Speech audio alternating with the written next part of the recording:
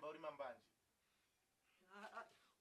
No, indlela engiphila ngayo nto angila mali vele angisebenzi vele indlela engiphila ngayo. Unothemba yo. No, mira. Mphalisa. Ndiri kuvakachana ngale kwako. Mira usapinde pala pachimaya buda musho dzoke musho usapinde uchimaya pala boss kumanyiswa. Paper phela ngithi nini ndiri kuva ukukwa kwa Glady tikachana ngale. Ndimafana gambling. Lo 605 lo. Hayi ngu12 lo. Ngu605 lo man ndiweni man. Ngu605 na ndiweni man.